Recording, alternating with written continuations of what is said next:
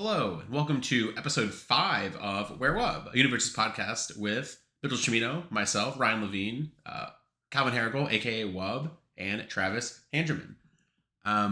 This week, we've got some new Street Fighter cards, the new Turtles cards, and then another secret topic that Mitch wrote down that I don't know what this is, so I'll let him talk about it when we get there. Or you can say what it is now and explain, and then we'll get to it. It is a video that I did with Tam, Paul, and Kevin. It was supposed to be the surprise little treat at the end because the way we've structured these topics, we're going to be complaining probably for about like 25 minutes, and then I was going to end on a nice little treat. But I guess for the sake of retention and to get people excited about that, we did a what Tam is calling a box battle rather, where it's going to be a 3-part video series where the first part is us sitting in a call while Tam opens a box of AOT3, and then we each did a little deck building section where we drafted from that sealed box a character and all of the cards to play a boss battle against Tam's custom-made Founding Titan Eren Yeager boss, who on retaliation spawns in backups that are like the Titans from the show. I have not seen the show, so I didn't know a lot of the lore reasoning for it. I'm told that they're very flavorful and it was a very fun experience. So that will be a 3-part video series out on Tam's channel whenever he is done editing it, which seems like it will be a gargantuan task. So we will see. But that was an immense amount of fun, and I think it's a very cool idea. And I hope that in the future, specifically like that type of boss battle content is expanded upon. But yeah, look forward to that. Excellent. All right. So Street Fighter, we talked about it last time, and more cards have been revealed. I don't think we've seen every single card, but we've seen most of them now, and a couple of the new ones are pretty exciting. And I believe Wub has there were 3 or 4 that were notable we wanted to talk about. I guess at least you that have I a list, remember, yeah. but, And yeah. the first one, which is this is just kind of like an addendum to a big discussion we had last time where we talked about Jamie and how many turns it would take to get him online and what the saturation of counter or how many counters he would need to be good. And I think we decided it was 3 counters is when he becomes Yes. good. Yeah. So now his ultra rare gives you a counter.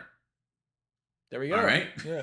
That's good. Okay. So now we can get it also has other application and other characters because it can just ready your character or give a counter. So water attuned ready your character is Asui cares about that. Bui cares about that. It's definitely Bui and I guess Shishi Wakamaru, right? Like he can also. Yes. Yeah, Shishi is pretty cool with that. That's kind of neat. Asui is, she just readies constantly, so I don't know. Sure, yeah, cool. But if your opponent is trying to anti-Asui you and not block stuff and just take damage so you don't get to grow a hand size, then you get to just be like, okay, cool, you took an extra damage for free here, play break and re-ready my character, draw anyways, and then build from there. It's like a 2-attack poke string that you get a little cheeky extra chip in on. It is on a 6 and you're committing 1 then, but yeah. Sure, yeah. I think in at least in the context of Jamie, this card's my initial reaction is too expensive. Yes, playing a 5 diff and committing 1 is a lot. I think this card probably could have gotten away with being a 4 diff. It might have been a bit spooky, but just lower the stats. Yeah, obviously. Sure. Yeah, but make it a 4 maybe. Yeah. Or the because stats, but yeah, the drive 1 cost. If he was slightly more efficient at getting counters, I think this might not even make the cut. Yeah. Wow. Okay. I mean, so I sort of agree with you. I think with the drive 1 cost, making it a 4, I guess I might be the only person alive that can make this comparison. If you've seen me take Feather Sword Slash out of my deck 19 times, that's a 4 diff that commits a foundation to search Hawk's Feather. And the reason that's so taxing is it's a 4 diff that even if you check a 5, you still have to commit a foundation to get its effect. And then if you check a 3, it's essentially just becomes a 5 diff because it commits the extra card. If Break-In checks a 3, you are sick because you're committing 2 and then your drive 1 committing other 1. And there is with the drive 1 cost, I definitely could see this being a 4, because then it's like a 4 diff with the committed foundation cost is more expensive than a 5 diff, because even if you check a 5, you still have to pay, to get its effect. Yeah. I'm going to give the benefit of the doubt. The stats on it are like, not the attack stats, all the other stats on it are like 1 high block, pretty good, like powerful 3, pretty good. Like, I get it that this is a card to me where it's like, it needed to be like 4.5 difficult, which I guess that's what the drive 1 cost is, right? Like, if it was a 4 diff with drive 1, then I guess maybe that would feel better. I don't know. A 5 cost with drive 1 is like, that's ugh. So it's more efficient later, right? Like if you poke on turn 2 and get momentum, you get to start the turn on turn 3 with 4/4. Like spend the momentum for the drive. I guess it's a 7/7 in Jamie, right? Because you get 2 counters immediately, or is it not? So specifically in the context of Jamie, it is how it works, that is how that works. But also because of that fact, if you check a 3 on this 5 diff, you are not only committing to, like Ryan said, you are also committing your character and another foundation. You started your attack turn with 4 tap cards. Whoops. Yep. Yeah. I mean, you know what? That's pretty flavorful and thematic. If you try to start breakdancing and before you go to like do a head spin, you snap your neck, then you probably can't breakdance. So like, okay. So one thing I will say about drive is the way we've been talking about it. We've been talking about it as it's committed foundation only. You can spend momentum as well. However, that seems counterintuitive on our powerful 3 move and is obviously not an option turn 1. So yes, late game, you don't need to commit foundations. You can spend momentum. But it's weird. Late game is when I feel like you'd rather commit foundations than spend momentum. Like that's it's an odd people when you have the resources to play. So I don't know. Drive is, I'm gonna have to see how it plays out. I think it's a weird one to evaluate without having like played a lot of it, because tacking on a commit 1 cost on these cards, which we're gonna get to the next one, I think, where like the drive cost makes way more sense. This one I never really thought about it maybe being overcost. Maybe it is. Maybe it was a 4, it would feel a lot better, just because 4 with drive 1 still feels fine. But yeah. So the other, I mean, I feel like would be remiss without mentioning that like this is a potential City Rampage angle. Like, I don't love it. Sure, There's definitely problems with that sort of deck design period, but like, sure, I could see someone doing 30 on 2 very easily. Well, that's where the drive cost, even then, it's like you City Rampage, then you play this, you check a 7, and you're still committing 1 because of its drive cost, right? So it still feels a little weird, but... So, I mean, it is also important to note that if we're doing City Rampage stuff, or even if not, and you really want to play the card, Dual Needle Lunge is an option to get momentum for the drive cost. So really, it can be on turn 1 if you really want. If you're checking 3 5s in this instant, which is still like I agree, it is still like, and he's on air, so you get high velocity, right? Like you could snap momentum with that. Sure. Yeah. Yes. That is true. Yes. Yeah. I don't know. Someone will try it. I think. Like it's not like an unplayable card in him. It's just we kind of wish it were a bit more efficient, I think. Yeah. Now next card that is not unplayable, and I'm glad isn't efficient.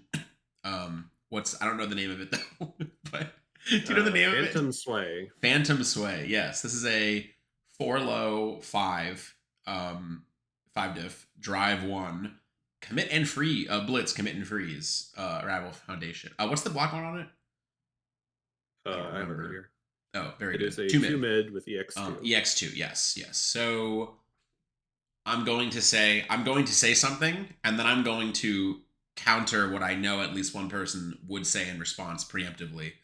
I don't like that this card is printed while Kraken is still in the format, and again, saying on symbol with an attune card, I always feel like I'm losing my mind, because technically an attune card could always be played with any non-attune card ever, always, if you find the right character. But Kraken, these literally do share water. But anyways, then the response to that is going to be, well, Kraken rotates soon, to which my response is going to be, well, it hasn't rotated yet. So if this card is good, then there is a very high chance there will be decks for the next 8 to 9 months that are 4 Phantom Sway, 4 Kraken, and that are just the most obnoxious decks literally of all time, and your stage just doesn't do anything because they're gonna like. And again, Phantom Sway having the drive 1 cost, I think helps a lot for like, I guess I'll say like the spam ability of this card. Like if you draw 2 Krakens, if you had like a 4 build, you'll like, unless you, I mean, even just checking 2 3s, you're probably gonna just commit your character, and you've commit and frozen 2 of their foundations. You just take the 2 that would let them do anything on the offensive angle and then build, and then like they're frozen and you probably just kill them next turn. This having the drive cost means you can't really just go like Phantom Sway, Kraken, like on like a turn. Like that's just not really possible. You kind of have to check 5, 6, 6, like realistically, right? Like to do that. So I'm going to say good job on that for making this a bit less like early game backbreaking. However, in the mid game, after both players have like built twice, and your opponent just goes Kraken, Phantom Sway, the card that kills you, that's not gonna feel good. Right. And if they do max out on them, I feel like that can happen pretty frequently. They also gave this some EX too, so that's interesting. But I mean, Kraken has always been one of the most obnoxious wall break tools in the format for the most part, and like I don't know if we really needed another one to replace it when it inevitably rotates. I'm not a big fan of this. Yeah, I mean, this is more balanced in that it has the extra cost, but again, yes, I agree with you. I wasn't really like clamoring for a replacement for Kraken after it rotated, but Kraken hasn't rotated. Kraken still has like 9 more months. For the majority of this competitive season, Kraken and this card will both be playable, right? Yeah. Like, I think it's 3 regionals versus 2. Like, I don't know. I just never really understood the like, oh, well, if you look far enough ahead, this problem solves itself with rotation or whatever. Well, it's like, yes, but we can just solve it about now. Like right now when we have to deal with this. What about the peons attending regionals that have to deal with this? Like, I really don't want to play against the Godzilla that goes Rampage on 2 and then like double Kraken Phantom Sways me, and then no matter, even if they didn't kill me, I just can't play the game, and next turn I'm playing on the same foundation count that I was the last like turn. in that instance, at least your cards being frozen don't matter because you are at 0 life, so they wouldn't untap anyway. However, take a cold comfort in that. However, they did target commit your only 3 foundations that did anything and killed you. So, whoops. Because that was 29 damage. Unless you're playing an AOT character, then you might be alive at 1 because that is only 29 damage. Because Phantom Sway does only have 5 God, base, they thought of everything. They did think of everything. They planned so far ahead. I am not thrilled about it. I feel like we've had this happen like a couple times in the past, and it felt less like insanely bad because of another bad thing, which was we just had less events last year when people were like, what about all these cards with Recovery Girl? But it's like, whatever, she only gets 1 event. She literally only got 1 event. Yeah, she only gets 1 event, and she only got 1 event because there was 1 event for fucking 4 months. So like, yeah, that's true. That is not a good thing to point to. Where it's like, I will only get to ruin like 1, and then it made the finals anyway. Only ruined the biggest event. Only made the finals of nationals. But whatever. God, sorry, I'm just thinking about that one. I'm thinking about the metagame of that tournament where it's like, you know, these characters have no results. Well, yeah, because there are no tournaments, and the nationals was just mimic Bertolt Recovery Girl, like more or less, and it's like, oh my god. It's the fucked part too is they, no matter what, the Royal They, the Shadow Cabal that we describe as the company when it's really just like dudes hanging out, it's like the Royal They get to have their cake and eat it too, because then they're like, well, it's rotating anyway, and it only ruined one event. It's like, I'm gonna jump through the screen. I'm charging the mound. Like, you can't just always be right. It's okay to be wrong. You just have to say it. God. Yeah. But yeah, I mean, like, the new Street Fighter cards. We're not done with getting Street Fighter reveals, right? There's like 2 or 3 more. There's a couple left, more, I think. Yeah. I think there's a couple more. We can talk about the cool which is one. crazy, but yeah. Oh, did we talk about Pale Rider? I don't think that was revealed last week. I would talk about that. Honestly, we might not have really mentioned. I don't think Pale we Rider talked was about it. Not revealed. Yeah, but was Shin Hashigeki revealed also? It was no? Shin Hashigeki was not. Pale Rider, I'm pretty sure was. We might not have said much. I feel like we would have talked about this card if it was revealed. So let's talk about it. And if we already talked about it, then skip 2 minutes in the future. We've already talked about it, but I think this card is cool. Cool is. I think it's like echoing by clearing stuff from your card pool. I think is always like a dangerous precedent. However, when you tack the committed foundation cost on top of it, and it sort of evens out the progressive that you're cheating. I think it makes a little bit more sense, and it's still like committed foundation to clear a card from your card pool is still a powerful ability. Like it is a strong I don't want to use the word powerful. Is still a useful potent ability. Yes, is still a potent ability. I think the character that I feel like probably gets the most value out of this is like Paul Phoenix, maybe. Probably. I think Rodan. Actually. Oh, Rodan can do. Right. Rodan with Fibros is just like. I didn't realize this cleared any other attack. I thought it had to clear a punch. No, it's any. Oh, sorry, I'm just losing my mind. This card's busted in half. What? This card's crazy. So, whatever. From like an all symbol gamer perspective, I feel like it doesn't solve the problem of every all symbol attack is expensive. So you're playing a 5 diff and then playing this on a 6 and committing 1, and like then you can't play another attack probably because you checked the 3 somewhere. But in the context of putting it on a tune, then it's like, suddenly Rodan's clearing some nonsense and all these other people get to have fun. Just frustrating because the all symbol, doesn't get to. it also is. It never gets there. Yeah, it's a like always the bridesmaid. So I guess unless you're Nick Reagan, but it's a punch for repeated 100 in Rodan specifically. However, huge asterisk. It is an echo punch that clears attacks from your card pool, which is not real. Like, so it'll flip itself face down, so it's not a punch anymore, and it will clear other punches from your card pool. So like, it is the fakest repeated 100% smash synergy of all time. But you don't draw repeated 100 and you go in with this card. Well, yeah. You draw it's just like then you're not. Then you're playing a 4 low 5 vanilla attack 5 difficulty. That doesn't seem great, but it's probably good enough if you're getting stats on it somehow. Yeah, if you're cybrosing it or something. I don't know. Does it have other? It's just echo, right? No powerful or anything. No. Yeah, no other keywords.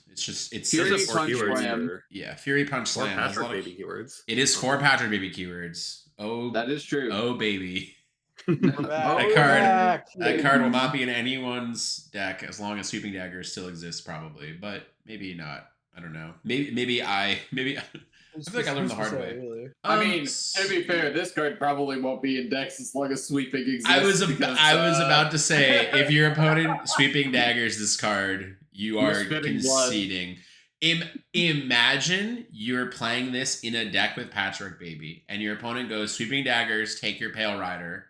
They clear a card from their card pool, they echo it, then their new Sweeping Daggers takes your Patchwork Baby, and you just explode. Vomit. Yeah, you projectile vomit. Oh, God. Whoops. Better seal it. Yeah. It's filled with doubt. Sorry, I mentioned the card. Oh, no. Welcome to the 5th episode of the Filled with Doubt podcast. Yes. I feel like if we recorded episode 1 2 weeks later, this would have been called the Filled with Doubt podcast. Oh, absolutely. For the record.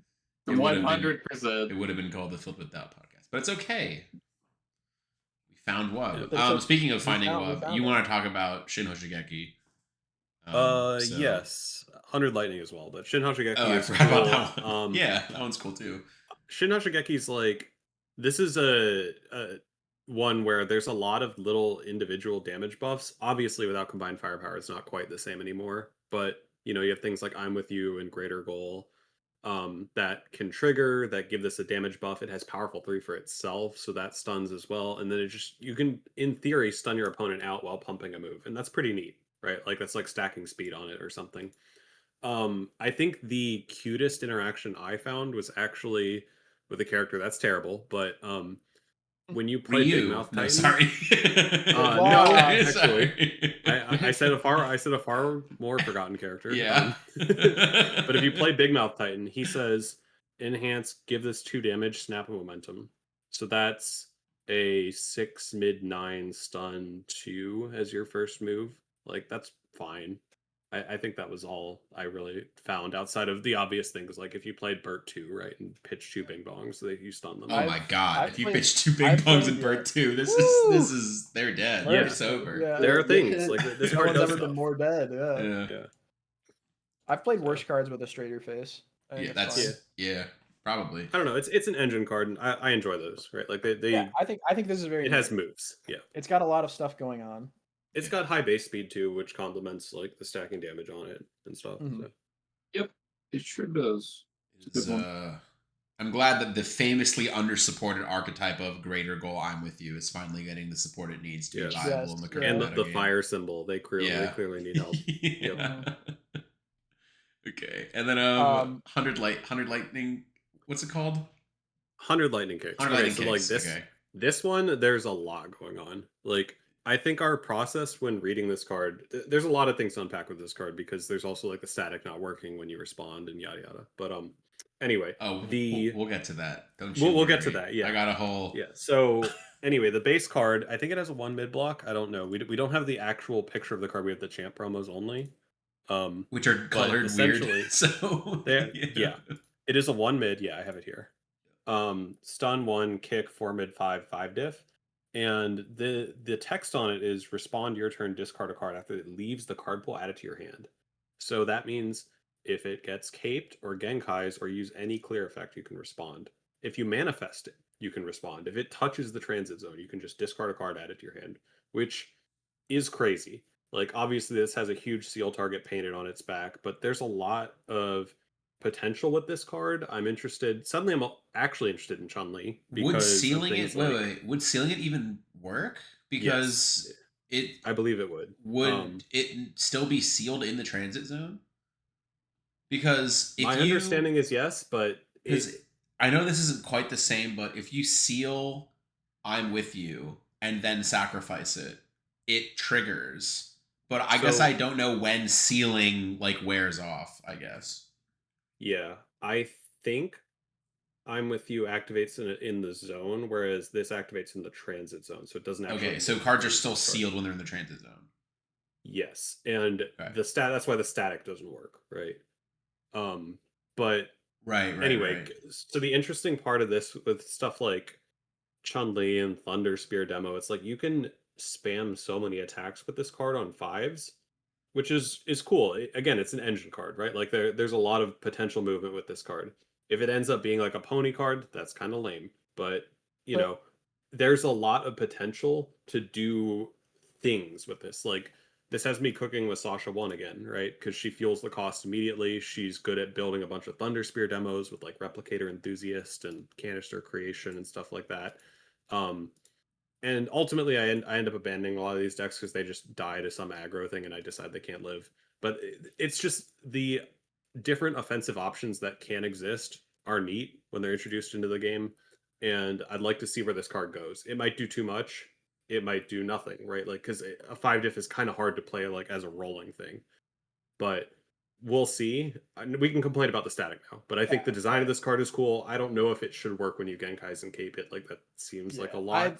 I've noticed that you really like the offense that's like not exactly straightforward, like build yourself, where it's like, hey, we start with this one primarily, and then it can go like flowcharty one of like 3 ways. Not just like I will play these attacks when I see them because they all work whenever I see them.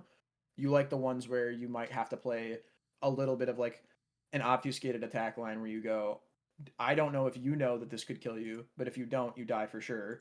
No, I like the like engine things. I think they're really cool. Like this has Yeah. me actually working on Chun-Li now. Like I realized you can like Mighty Blitz, add this to card pool Chun-Li, clear it, pick it up, and do stuff Mm. like that.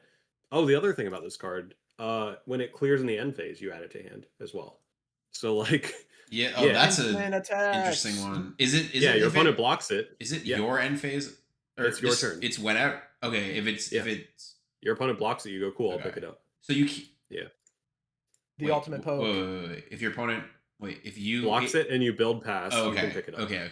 Yeah, But you cannot block with it and then pick it up in their end phase. It has to be on your turn correct. to do the response, Yes. right? Okay. Yeah. That's what I was. Yeah. Sorry, I was just So having a fit trying to figure out how to ask that question. yeah. It's like, You were like, what does this mean? yeah. Yeah, I don't know if it's intentional that like it almost certainly is not intentional that the static doesn't work with it. But yeah, I don't think this card needed to burn one every time you clear it to Oh do yeah. head I spins. mean, maybe I agree. So okay, so I guess let's get to that. So like Yeah. this has happened a number of times. I think the other main example is Badgie, where like the cards have effects that just literally don't work with their own effects. And when you read them, like when you read that card, I do not think it's obvious or even necessarily logical that the static does not trigger when you use its response. And the Badgie example is that you cannot breaker it and build it if you block with it. You must choose only one. And like, why would you put breaker on a card that builds itself when it blocks if that just doesn't work? And if the argument is to make a decision or something, I don't believe you. Like, I do not believe that was the intentional design of the card. And if it was the intentional design of the card, I will just say I think that is a poorly designed card because it confuses players and it just doesn't it doesn't achieve anything, I guess. And similarly for this card, if the intended design is the burn to not work with the response, I do not think that is a well designed card. It is a card that is purposefully non synergistic with itself and doesn't like when you read the card you would assume it works because why would you print a card where the effects don't work with themselves? I think if the intention is for them to not work, as I said, I don't think that makes sense and you should just design a card differently. And if the intention is for them to work, can we please just get text on cards that's functional? It is really, really frustrating for this to have happened so many times. And even like, I get this is one that like technically the new Armand from AOT3 doesn't work. That one I don't care because it's not like if we get to an event and the head judge rules that you can't use the effect, then dear God, like then I care. But as it stands, the text technically not working, but everybody is just like, oh well, obviously it works this way because literally how else could it work? I guess I don't have that much of a problem with that. But when we have these cards where like you look at them and just logically them not working doesn't make any sense. It's I guess what I mean to say is we've been trying to push this narrative of like making cards less complicated and like helping new players learn the game, and then we just repeatedly print cards that don't work with themselves. So I don't get like pick one, right? Like I don't really get it. In the context of Badgie, I feel like if it would have been a more obvious choice if the breaker was like a higher value, right? Like if it was something where it's like, wow, this would be crazy if you did both. Whereas breaker one's just like a bee sting, so it definitely feels like you should be doing both with it. Yeah, I agree 100%. I mean, the way I like to describe it is when it comes to a lot of the rules, notations, and like card design in this game, common sense is not common. Like, if you give a card to someone that's played another card game and they're like, how do you think this card works? A lot of the time, they will not be able to tell you, or they will go, oh, it works like this, obviously. and then you'll be like, well, actually, that's wrong. It works the complete opposite way because this, and this. The first time Drowning in Resentment was played against me, my head exploded.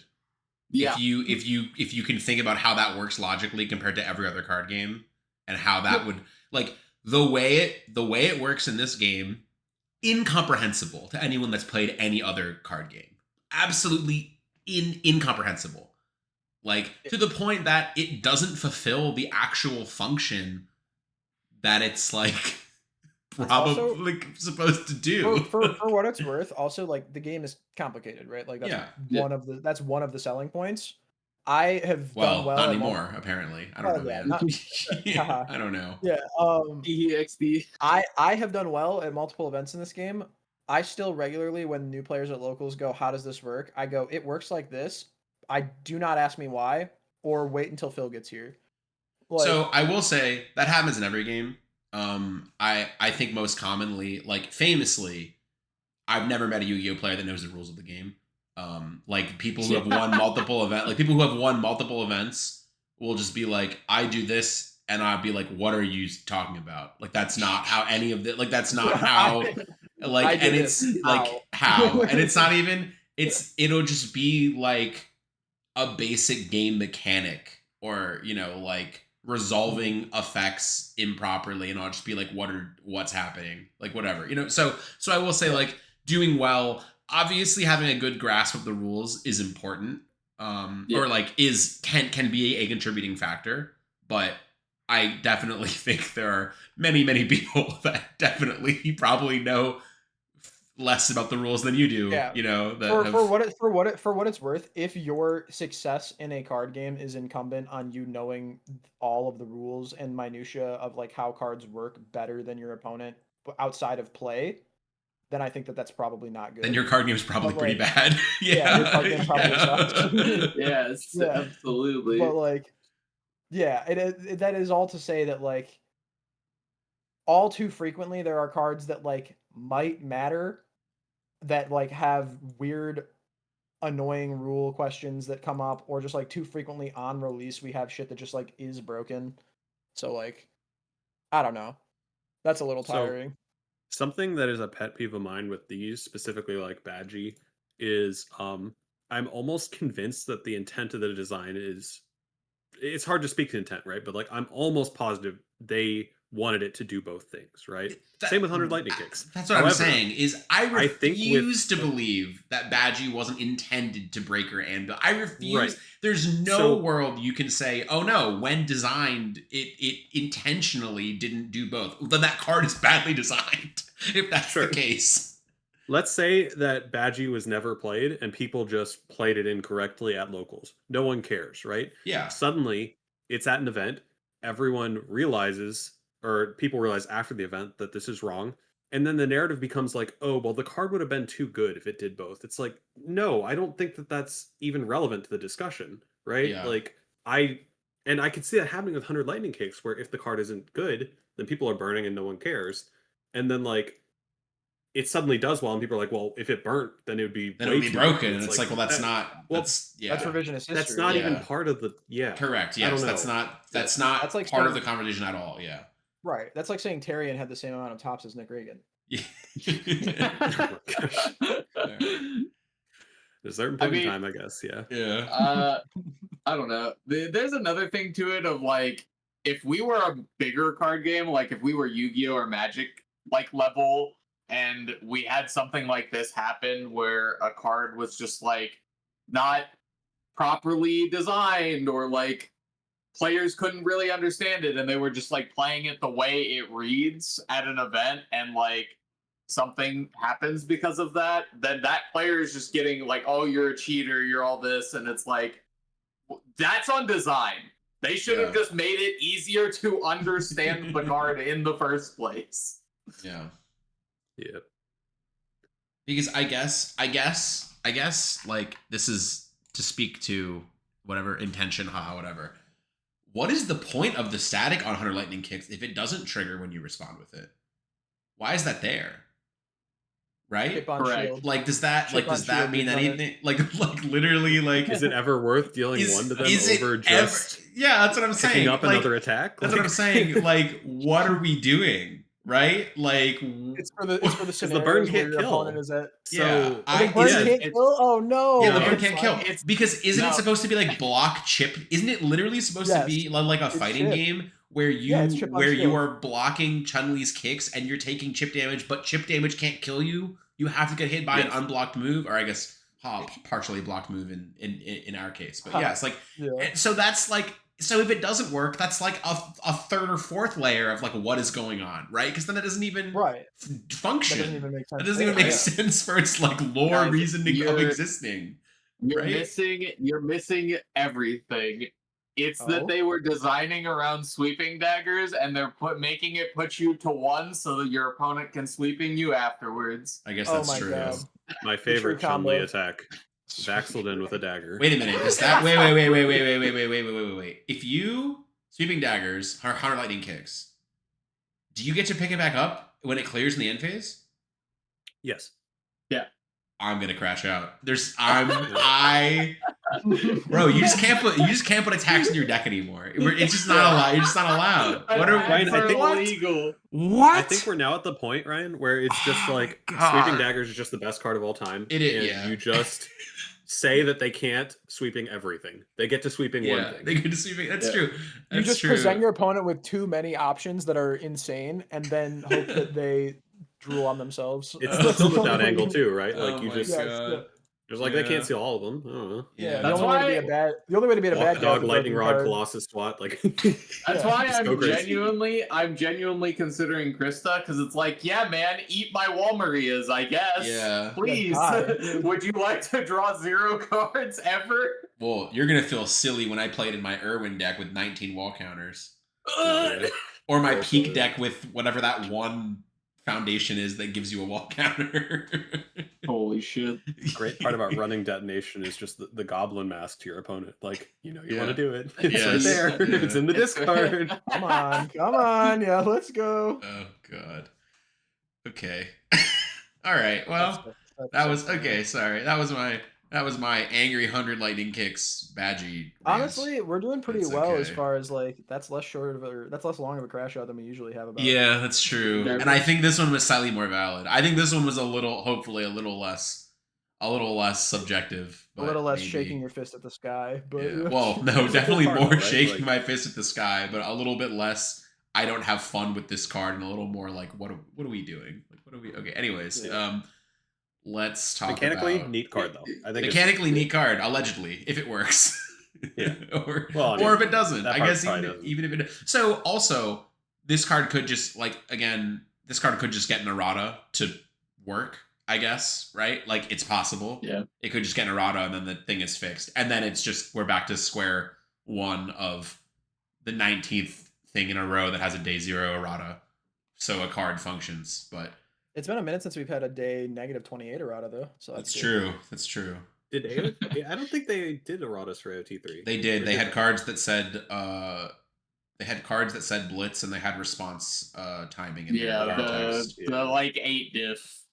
I can't capture or whatever. There were 2 cards, I believe, but I don't remember what else. And then they didn't errata Armin somehow, even though everyone claims that he doesn't work. But well, when I do it, the judge says I can. When I play a card from my hand face down against my opponent, they don't immediately raise their hand. So I guess we are. I don't know. What now, rules gamers? Yeah, exactly. Basically. Yeah. So that's Street Fighter so far, I guess. Almost done. Almost all the Street Fighter cards, I think. So yeah, we're missing like 3 or 4, I think. Not too many. Yeah. I did not count, but that sounds right. I was thinking about this. This is the first release I think I've been actually excited for since like Godzilla, but I don't think these cards are as good as the Godzilla cards. No, not at all. Not at all. And I think that's gonna suck when we get them and then they just don't do as much as I hoped. But that's where we're at. I don't know. TMNT, Ninja Turtles. Yeah. There are. I was gonna say, speaking of other new cards. So first, let's talk about the mechanics of the cards. Then we can yell about what they look like. So Perfect. let's Yes. get, as far as the mechanics go, the good symbol and evil symbol are back somehow. Yay! We thought it was impossible. Yeah. Somehow the good symbol somehow the returns. good symbol has returned. So We're back, baby. the only good symbol cards they've shown have been the Pizza Tribal Foundations. Surely there are more of them. They led us to believe there'd be several more. I have not read any of these cards. What does Pizza Tribal mean? So pizza is a keyword on some cards. So far, only Foundations, but presumably other cards too. Maybe not. Maybe only Foundations. I don't remember what the article said, but they have pizza synergies. So there's a 2-diff that has the new training method response when you check no, not the good effect of it. When you check or mill a pizza card, flip, respond, add it to your hand. So it's a 2/5. If you check or mill a pizza card, you flip and add it to the new training method, the bottom response or whatever. Maybe the top response. I don't remember which part of the training method did what, but as I said not the good part, but actually both parts of the training method are good. So yeah, if we rip new training method in half and give only half of it to a key and keyword lock it, will it be a good card? Probably not. Yeah, but maybe. But maybe. All right, let's talk about extra cheese because I want to crash out about design decisions in this game. Go for it. I gotta read. What do you want to? I gotta read. What design decision do you want to crash out about on this card? After this card enters your discard pile from your hand or deck during an attack, build it committed. What?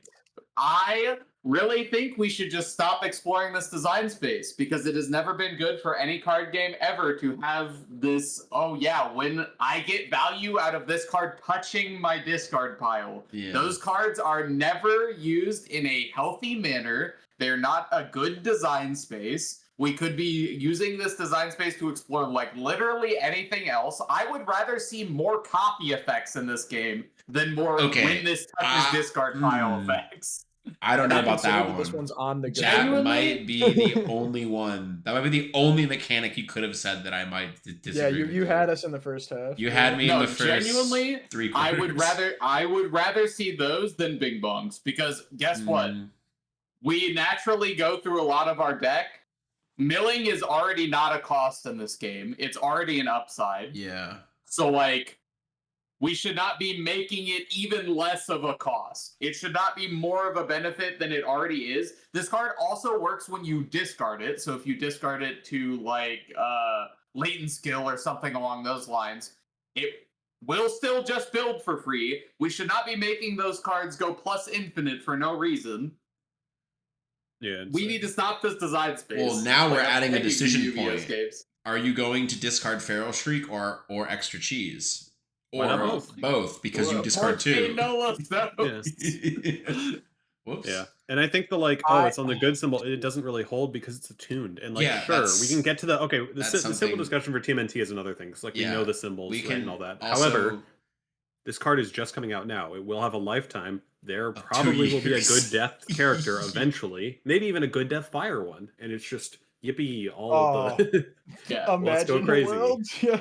Yeah, we've also already we can assume that these characters care about putting things into the discard pile in some fashion. So many of these effects trigger when you mill. So many of them. Correct. So many of them. That is not a good thing. We should never ever get to the point where it's like, oh yes, I can play a deck full of these cards that do this when they touch the discard pile. Like we've done that, and they've already won 3 events. So I think we get it. Yeah, I was gonna say I think they're good. I believe. So something I will say so we know death is not in TMNT. So and the good symbol has not been on anyone in a million billion years. Right? Like more or less. Hello. Yeah. Other than obviously the TMNT characters that we haven't seen yet, I unironically think the deck you'd play this in is just Hawks. Because that's a character that's already trying to turbo mill. There are different ways you can play it where you're doing discard draw filtering because you have the feathers. Good symbol has electric moth. You know, if you don't have a feather or you don't want to discard a feather, just discard this, draw 2, and build this committed. If you're playing Order, you have new number 1, you have 1-man Inferno, right? You have many other ways of milling. Like we've complained about the Order symbol not having a playable 1-diff foundation for a million years. Well, this one builds itself for free, so who cares what it does? Flip +1 speed. In Hawks, that's 2 speed. That's value. Flip 2 speed. That's value. Yeah, like you know, of the characters that like currently exist, I don't know. Like, I don't think in the Mitch deck, if you play it on Order with the good attune cards, I don't think you're putting 1-man Inferno into your deck hoping to mill extra cheese. Like, I hope not. But like, we love free value. Yeah.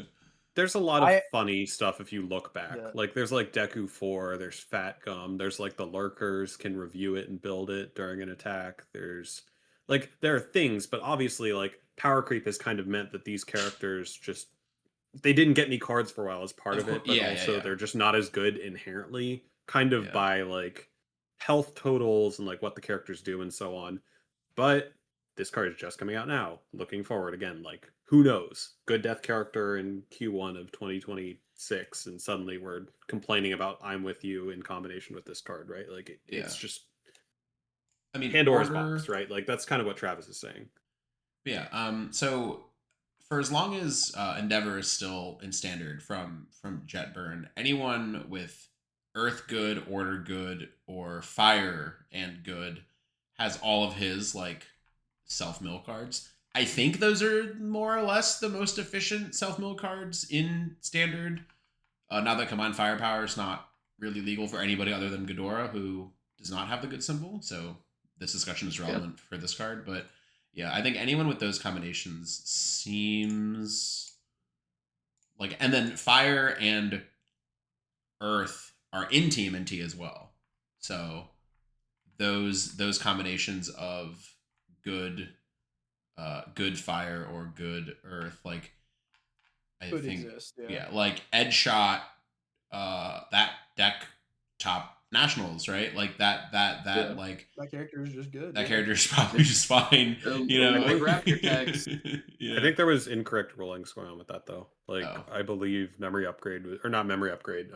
Attitude Selector was activating on Barrier Shield from hand and stuff. Oh, nice. That's not how it works. Incredible. That's my understanding. Like I don't, it's hearsay. So yeah, please rewind 15 minutes in this podcast to hear us talk about how the rules are sometimes hard.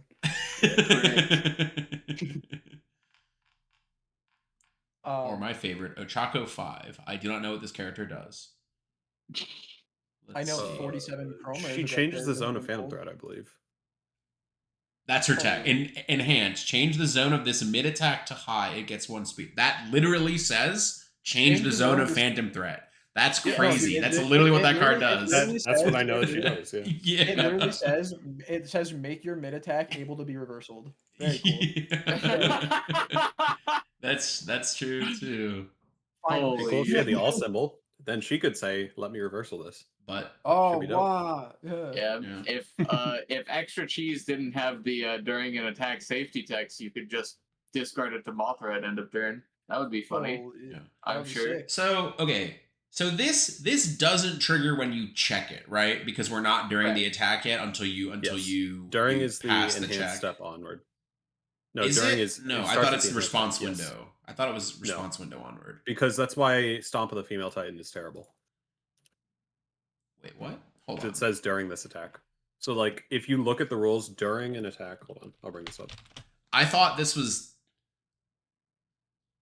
So during an attack needs to be during an attack sequence. No, I understand. I understand what I know what you're talking about. I thought this changed recently, which is why Spirit Sword Ultimate we deemed it like playable. But no, they changed if a response on an attack that doesn't reference anything is playable. Correct. Starting at the response window of the attack it does not have to wait until the enhanced step anymore. Because previously, Spirit Sword Ultimate, which just reads response, discard 1 card after rival plays an ability on their character, cancel it. Previously, that card just lost to response speed effects such as Toru and Dark Deku flashing it, right? because it wasn't live until the enhanced step, but that was changed. So an attack that has a response worded like that is However, live. if it said during this attack, like if it was like freeze or burn.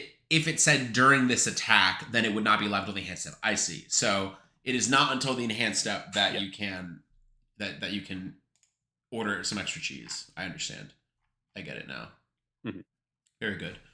Not that really matter. I think probably the most relevant one is just you can't check it, right? Like I don't think it really matters that you can't discard it from your hand during the response window of the attack, but maybe it does.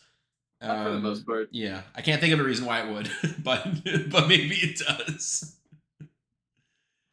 Yeah, so like as we said, death is not in this set, but that feels like where it would be. Who are characters still legal and standard that are death and good? Are there any left? I don't think so. Is anyone still alive? alive? Oh, Yusuke. I think Yusuke and Best Genus. Or no, it's just Best Genus. It's just Best Genus. Okay, well, Yusuke is the all symbol, so Best Genus has the opportunity to do the funniest thing of all time, I guess, and find the only death Bing Bong deck that gets to play extra cheese. That gets to cheese you. Haha. Yeah. So he's the only one. Yeah. And I wish. Okay, maybe this is the incorrect angle, but I wish we had this Yusuke in standard. Like we can keep the other ones. Yeah. We can keep like obviously not Spirit Shotgun, but like I think this Yusuke is okay. Yeah. I also wish this Yusuke existed in standard. Instead, the one we get is not it. Oh no, we can, actually, guys, we just have to apply our own reasoning. We can definitely just have Spirit Shotgun in standard because we have, sweeping daggers. So your opponent also has your Spirit Shotgun, but on a 4 and at the end of their string and with like 14 different symbols. Yeah. So sick. No, but attuned, right? So fine. They get like 5 damage instead of plus like 18. Yeah. Yeah. See, you're making another point for me. Yeah. The Spirit Shotgun sucks now because of attuned. Yeah. That's everybody clearly. Does that. Yeah, obviously. At like its base 7 damage, like deal half no matter what. Oh, yep. Card is messed up. Oh, yeah. No, that card is awful. What are you talking about? Messed up derogatory. Yeah. Okay. Anyways, what other turtle stuff? Evil schemes. Do we want to say anything? Huh? So, do we want to talk about schemes at all? Yeah. Okay. Yes. So their actions. They do not have a block mod, and they have like a first form, at least the 2 we've seen, and then a card pool effect. And they don't count towards progressive. Like that's the theme that we've seen on all of them. I imagine from what they said, I think every scheme is first form no block mod, which I have some thoughts on, but we can. Yes. So I'll start with these while Mitch reads them. I think giving no block mod on something is kind of lame because you sort of limit the uses of the card. Now I understand that a block that doesn't count towards progressive and has a card pool response, that might be a lot, right? But I just think that these cards are just gonna sit in your hand. Like you either must play them and go -1 hand size, or you draw 1 less card until you get to the right turn, which is kind of City Rampage-y, but City Rampage has a 1 mid block. So which really comes up a lot. Yeah. Like 1 mid comes up a lot. I just don't love the design of these unless you're playing like Elder Toguro, right? And even then you might draw multiple and then it's still not great. I can understand the argument for making these not have a block if their response or enhance abilities actually did any amount of anything on defense, but they just don't. So no realistically, bullshit. Is Wipeout All Humans a foundation? We'll get to that. We'll get to that. Yeah. I'm glad. Okay, wait. So I must ask: was that your organic reaction to looking at that card, or was that a bit? Yes. No, that was actually. Oh boy! Because Mitch. Thank you. Here's the thing too. Don't you worry. Here's the thing too is because behind the curtain, Wub posted both of the cards, Trash the City and Wipe Out All Humans, in our Discord in sequence, and so I looked at Trash the City. Oh, and you see how Trash the City has little blue brick. We'll get to it. And I was like, okay, so that means that Wipe Out All Humans is a foundation, but it has the same pipe. So like, what makes it? We'll get to it. I'm going to break it down for you. I'm going to explain all of it. We'll get to it. Thank you. This was beautiful. I love it. How many years have you been playing this game, would you say? If you could estimate? I have played for about 8 years. Maybe? Very good. Excellent news. Yeah. All right, thank you. Anyways, let's get back to the actual card effects, and then we'll come back to that. We'll circle back. Okay. Yeah. Okay. So yes, I think like a first form action with no block is such a narrow usage of a card that you cannot include multiples of these in your deck. Like there's no shot your deck will have 4 wipe out all humans and 3 trash the city. Like you just can't do that. They are just dead card. Like you just can't. Right? Like it's just not allowed. Yeah. At least these check a 6. At least they were like, all right, these are the least usable cards of all time. Let's at least make it good if you check it. Like, but yeah, let's make them playable. Yeah. The first time I looked at these cards, I think the first one I read was Wipe Out All Humans, and I went, oh, this is like doesn't count towards progressive, so it's sort of City Rampage-esque. It doesn't give your checks plus, but doesn't count towards progressive, so it's like kind of similar-ish. And then the card pool enhances all of your attacks will get plus 2 damage, and basically one of your attacks get plus 2 speed essentially. And I'm like, oh, this is pretty cool. Like, again, because my brain is wired incorrectly, I was like, in my Hawks deck, Stame is dreamed up by the utterly deranged. On the good symbol, because this is evil attuned, I can go Wipe Out All Humans on a 5, and then Rejuvenating Smash on a 5. It's my second card. And then get the draw 2, and then get 2 damage from Wipe Out All Humans. And then now all the feathers get 2 damage. So it's basically like Double Jumbo Fist, sort of, but now on the other symbols, because it's evil attuned. Or you could even Wipe Out All Humans and then Double Jumbo Fist, and oh my god, your feathers are just 7 damage or whatever, right? Like, that's... Die. Yeah, actually, like, maybe that's good. And then I'm looking at this, my defensive control deck is not going to want to play a 5-div action with no block mod. That doesn't sound real, right? Like, that doesn't sound like a thing that will happen. And honestly, the only character that like might play it is like, even with that like being the case, is Hawks, because he gets 2 extra cards per turn, and even then you're considering just not playing it. Like that's yeah. Basically, I'm looking at these and I'm like, unironic. Okay, we have to see what the rest of the characters do, I guess. So it's kind of hard to evaluate these in the context of like the characters that we haven't seen. But unironically, other than a character like Hawks, which is literally playing 9 attacks a turn. Granted, they're all 1 diffs. If you're playing 6 feathers throughout the course of your turn, this card gets a ton. Both of these cards get crazy value. If you're stun 6ing them because you go Feather Storm, Feather, Feather Control, Big Fist Bash, Feather, like, and you like, they might just be dead. What other deck is getting that much value out of these? Like, what other deck is like, are you realistically playing? I guess, like, if we have the capability of another deck playing non-1 diff attacks, playing like 9 attacks in a turn, I don't think Wipe Out All Humans is what allowed them to kill you. If that makes sense, right? Like, that is a win more. That is very at that point, if you're playing 9 attacks that are like 4 diff attacks that are just have actual stats on them, I don't think the plus 2 damage across your string is what did it. So like, not even close. Truly, I'm looking at this and I'm like, am I putting 2 copies of Wipe Out All Humans in Hawks? That deck already has so many actions it wants to play. It wants to play Showdown. It wants to play Feathers, Fierce Wings. It sometimes wants to play, maybe wants to play Filled with Doubt. On Evil, it wants to play Barrier Shield. Like, imagine you have Barrier Shield, Wipe Out All Humans in your hand, and now you've somehow managed to make Barrier Shield a bad card. You've done it. Because the only card left in your hand is a card you can't block with. So, like, I don't know. It just seems... we're going to have to see the rest of the cards, but...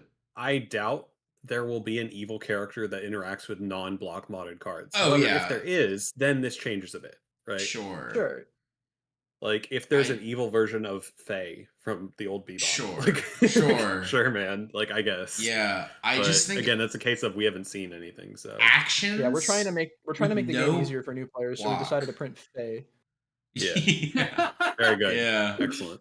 I just think 15 lines of actions text with on no enhance. blocks Sounds are like another card that so came out recently. narrow. Like these are such narrow cards. That's I guess what I'm gonna say is like they're so narrow, and I think they'll just be dead in your hand a lot. Yeah. Is it a hot take to say actions are already the worst card type in the game? And then now you've removed. Is it a hot take? I think to say that like I kind of because like I think the actions are so polarizing, right? It's like offensively, City Rampage is a really good action asterisk. Defensively, like Showdown and Genkai's and like whatever the Runaway are really good actions defensively asterisk. And then we realize that there's more than 4 actions in our card pool total, and it's like, okay, yeah, you're right. Like there are 4 good actions, actually like 5 or 6 because Airy and There's more, Jury, but like the old ones, I guess in general, the old cards used to be slightly worse. Well, I'm talking like set 2-3, but like you had a lot of actions back then, or like add it to your card pool, like teamwork +5 damage. You know, like that's yes, good. yeah, It's a reasonable effect, but like when the action doesn't remove itself, you're like ending your turn a lot of the time. Like a lot of the, I do think Ryan, it's not that hot of a take to be like actions are just not that great in general. But I mean, then they print things like Filled with Doubt, and it's like this thing is the crazy shit. Right, but it's okay. I guess I'm saying actions have the highest deck building cost to include in your deck. I guess I'll rephrase. Yes, that's a better take. I think definitively actions have the highest deck building cost to include in your deck. Right, like that's, and I think when you take the block mod off of it, now the cost of putting this card in your deck is astronomical, in my opinion. Like I understand. Like I guess this is just not how I think about the game. You can make a brain dead aggro character, put this card in it, and just say, I'm not gonna block, they're just gonna have to kill me. And sometimes they won't kill you, and you're gonna play Weapon on Humans, you're gonna just delete them. But I just don't think that's a fun way to. I mean, I don't. Maybe if you're on the one, maybe if you're the one doing it, it's fun. But I guess I don't think shrugging my shoulders, putting my hands up in the air, and saying, "Kill me if you have the attacks to kill me," because I literally cannot defend with this card, or I'm going to kill you. I don't see how that's fun for either player. I'm sure someone out there thinks it's fun, but I guess I don't get it. Yeah, if you just like there are times where that's just how I like do things, and it's not like particularly interesting, but when it's but you don't make that decision at the deck builder. Correct. That's not a decision. Like I understand. Like sometimes those decisions have to be made. Sometimes, yes, you're like, well, my highest chance of winning the game is to just hold on to this card for dear life and not block with it unless their attack is gonna put me to 0. You know, but when you put wipe out all humans in your deck, you are like at the deck building screen. You are like, they're gonna have to kill me. You're gonna have to take me out of here. Otherwise, it's I guess like, how terrible does it feel to draw your hand of 6 and just draw multiples of these schemes? Awful. Like if you only the actual worst. Yeah, like even if you only put like let's say you don't even put 4 in your deck. Let's say like I think if you put sure, like maybe this is one of those cards where it's like the only way for the deck building cost to not just destroy you is to only put 1 copy in your deck, right? Like if you go, I'm putting 1 copy of Wipe It All Humans in my deck because I literally lose the game if I draw my 6 cards and there's 2 to 3 copies of this card in my hand. Granted, the odds that happening are not very high, but unless you're playing an aggro deck, you know, it might happen. Like we draw a lot of cards in this game. And if you draw your 1 copy, and as you mentioned earlier, I think Wub mentioned, I don't remember who actually, one of you said it. If you draw it and it's not the right turn to play it, and then now you can't block with it, and now you're just stuck with it, then you draw your new hand next turn and draw a second one. What do you like? It just feels so terrible. Yeah. Like I feel like the only way to deck build with these is just to put 1 in your deck. Like you're allowed to one scheme per deck. Yeah. Only 1, or else you invite misery and catastrophe. Hold on. They've done it. They're Ace geniuses. specs. They've done it. Yeah, they're really ace specs. Again, they made it they made it so incredibly thematic where if your scheme gets thwarted, you lose. The villain of the week is defeated. That's You should only play one. Holy shit. They're so like, nice. God, drawing these. I guess like, okay, if we see schemes that draw cards, if that is an ability on one of them, like I say this now, there's going to be an ultra rare scheme that's just like first form draw 2 and then a card pool response that like does something profitable. And then we're going to be putting 4 copies of that one in our deck, and then sometimes sometimes you draw multiples and go, oh well, you know, and it's just like, well, my deck sucks, and it's just whoops.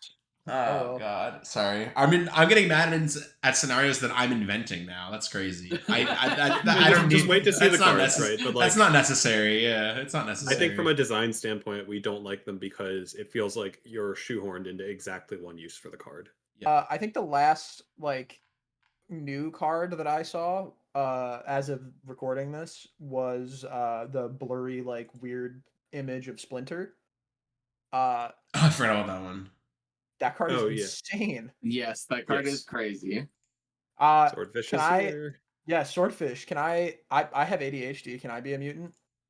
Unfortunately, no. Dang it. Oh okay, no. but like, why not? They don't give me shit, bro. I don't have the champion keyword. I don't have the fucking. Yeah. I'm not a mutant. Man. The one thing. Wings. Yeah, he is. He's got a mutant type quirk. They say it in the show, bro. Yeah. Oh, the one thing I will say is the other card that we don't actually like know full context for, but we do know its effect text. I think Hawks is eating so good this set. Holy shit. Enhance. This attack gets 1 speed or +1 damage for each attack in your card pool is C. Oh, that's a character. That's it's a character? It's the starter 622. Yeah. No, that's not gross. No, why? It's just the retro Teenage Mutant Ninja Turtles. That's a character? Yes. Okay, sure. Yeah, that's a character. I could have swore that was an asset. Or something. We saw that somewhere, and I believe it's a 622. So it's in the picture with Splinter. Yeah, it's that. Yeah, but like it's that card. I think that we've seen like the full card as well. Like yeah. God, they could never let Hawks eat so good. No, not in their lives. No. Hawks will only be eating cheese pizza. That's all he gets. Before you guys talk on art stuff, I mean, the assets we can get to at some point. I'm worried about this attack that is a 2-diff when you play it from removed from game and is a 5 mid 5 frenzy. Yes. I don't like that. That screams something is going to play from RFG, and that is not cool. I mean, I'd hope. Okay, so I will say, I'd hope something plays attacks from RFG, or else this but a card makes no sense. As a 2-diff. Oh, like, sure. Yes. No. I agree. That's terrifying. Wild. That is wild. Like, assuming you have to have a way, you have to find a way to remove it, and then presumably your character will play it. Presumably, I'm sorry, whichever turtle this is with the red bandana, Raphael, I think. Yeah. Presumably. We really like Teenage Mutant Ninja Turtles, guys.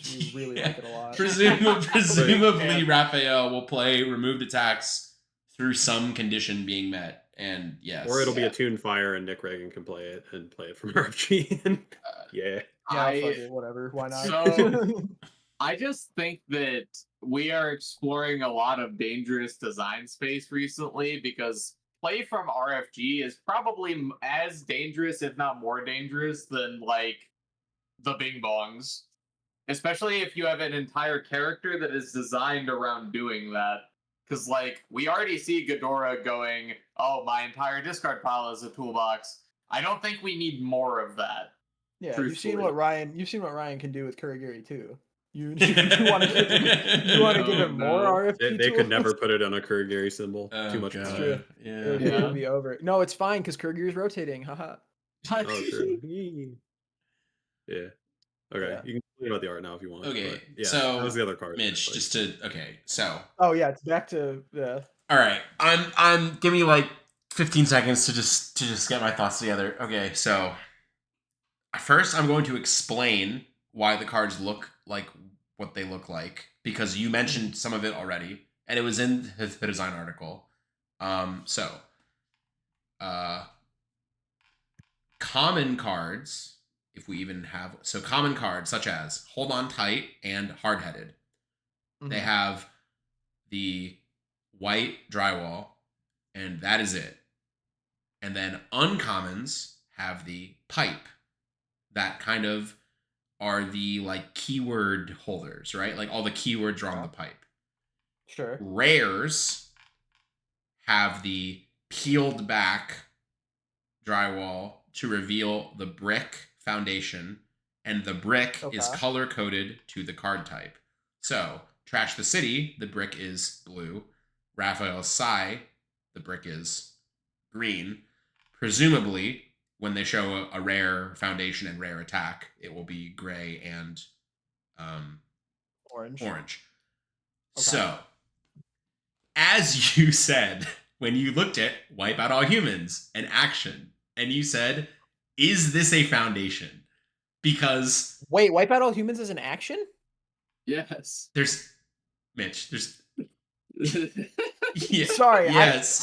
Yes. Okay. Yeah. This is perfect. Are you promised that you're like this is I'm not. This is literally raw reaction. Like I told them before the podcast. I was like I have candidly not read any of the Turtles cards, and then they went don't, and I went okay, and then like 5 minutes later they were like nah, you can probably just like skim them, and then I went I'm not gonna do that. Okay. This is just like real. I also, for what it's worth, spaced out for like a half a second when this first came up and you were like, let's put a pin in this and talk about it later. Yes. I thought you like came to the conclusion of like, no, it is a foundation, but it's weird, blah, blah, blah. And then, so it's an action. It's an action. And the way that I know that without the fucking drywall being peeled back is that there's a splash of blue near the 6 check. And the name and the difficulty. And got it. Okay.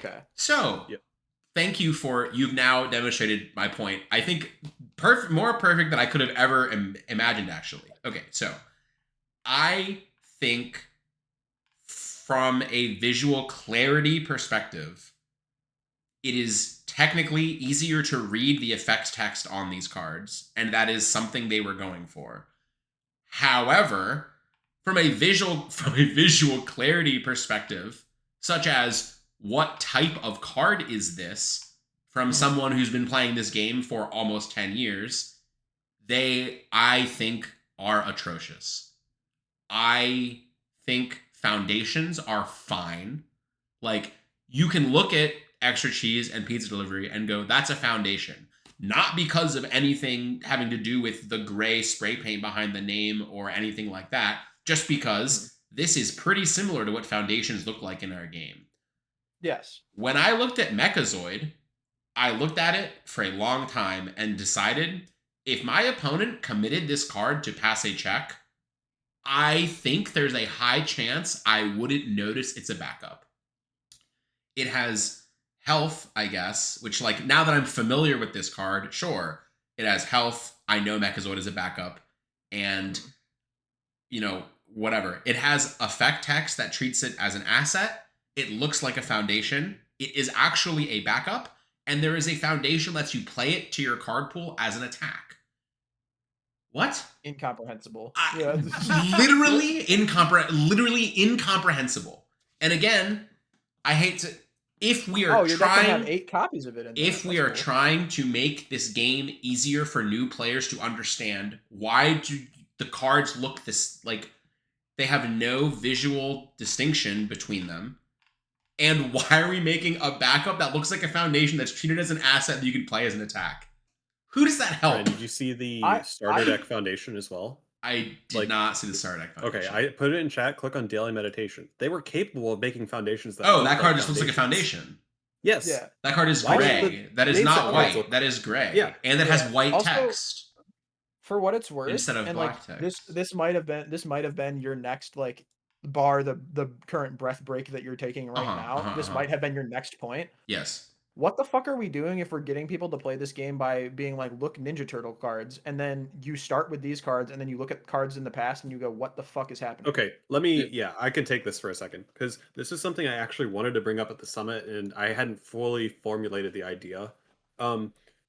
I have noticed the idea behind Universus, or like the come for the IP, stay for the mechanics thing, not really working locally. And I think part of it is, at least not all of it, but I think in part is like people got Exandria cards, and then Attack on Titan cards, they look a little different, but they're definitely a difference, and they like don't like the jump in art. This is a wild jump. Like if you joined with Attack on Titan cards and you see these TMNT ones, they look nothing like your other cards. Like when you shuffle these, it is going to look crazy, like the distinction. And I think like as a new player, it's very easy to be like, I haven't spent that much in this game. I just don't like how these look. I don't want to play with these with my Attack on Titan cards. I just won't buy them. And then that's the road to like not playing the game anymore. And I think that this works against the like goal of getting people to stay long term. I don't know. That's kind of where I was going with it. I don't think that these accomplish what we want them to. I don't think these look like Universes cards. Like that's like I also don't. Yeah. I agree. And like for what it's worth, another behind the curtain moment. Wub and Ryan were at the summit. Travis and I were at the event, but not the summit. And when we were like, "Hey, what are you allowed to tell us after the fact?" They went, "Honestly, not sure." And then I stopped caring. So like this is just like I am seeing most of these things for the first time with everyone else, right? Like this is just like actual reactions, and this is like I will continue playing this game regardless of anything that happens. So like this is just I'm already in. They've got me. I'm here. Yeah. So like these are just like real reasonable complaints from like a person who will be here regardless, right? It's not like you can say, "Oh, if you don't like it, don't play." It's like, "No, I'm gonna play. I can still just not like it," right? Right. Yeah. Like I'm gonna play, but I would also love to have locals that like stick with the game, and they have them. Right. And I don't know all of the reasons, but from what I can tell, like they didn't like the jumps. They felt like the Exandria cards weren't as strong as the Attack on Titan ones, and they wanted to play with the Exandria cards and felt like they couldn't. They felt like they didn't look that like like the jumps and Which art. in their defense, you couldn't like it. Yeah. Like realistically, No. like you couldn't. Yeah. Like the essentially the sentiment was, I don't like the direction the game is going, was sort of what they were saying. And it's multiple parts, but like I think that this is part of the issue, is like these art spikes are wild. They're just like, I understand like the aesthetic design and trying to make it easier to read and stuff, but when we can't tell what the cards do and they look so different from the set before them, it's like I don't really know what we're accomplishing here then, besides like creating art pieces, which if you like TMNT, maybe these look great. I don't know. Like, yeah, it's weird because if you look at any other IP based card game, they make sure that no matter what, there is a standardized border and like art direction, no matter what the IP is. And then if you want a different art style per IP, you do that in the high rarity stuff and you don't make it like a main set thing. Like, it's not like, oh, on average, I have to play with these cards and all three of them have different borders because they're from different IPs. It just feels like they make a lot of decisions that are good to get people in the door, but they are not actually thinking about how to retain these people once they are in the door. Because as much as I love the mechanics of this game, I think it is mechanically the best card game. I think that the mechanics are not strong enough, especially with the amount of issues we have with them at times, to keep people in the game aside from, I like this IP a lot.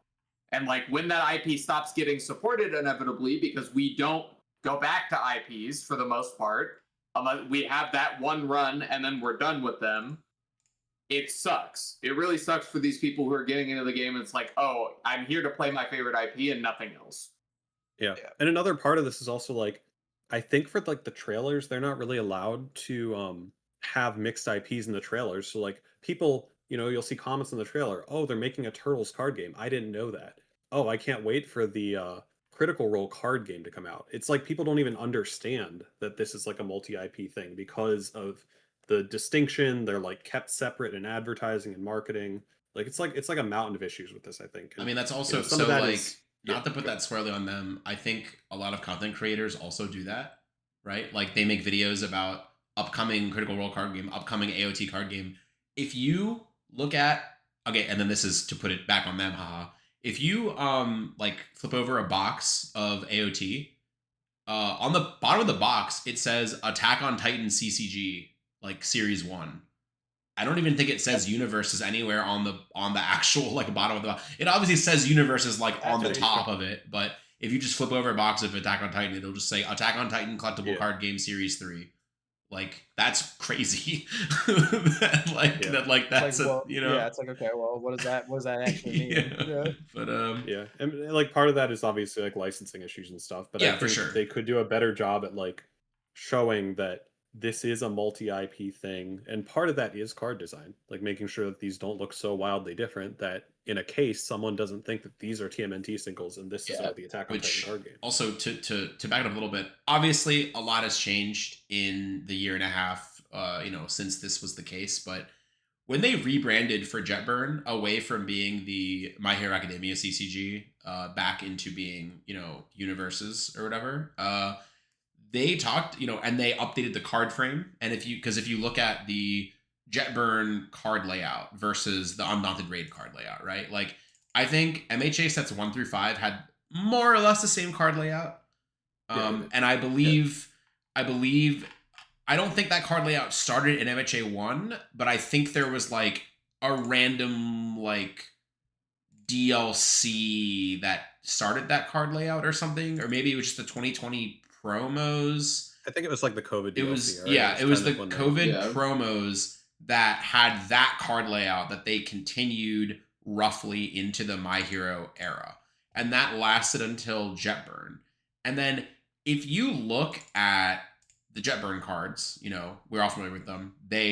I think that was a fine redesign. Obviously, when it changed, people were like, these look different. I don't like these. But like, now that I think we've seen them play out across different IPs, I like this card frame. I like the black border with the very clearly distinguishable card types of the gray foundations and the orange attacks. Like, it's all very clear. And if you go through the sets and you look at like the Bebop Challenger deck, and you see there are slight variations in that, like, there are slightly different designs on the orange for attacks or the gray for foundations or whatever. And you can go to crit roll like the Challenger decks, and maybe like the border looks a little bit thicker, or there's a little bit more black, on the border in some of them.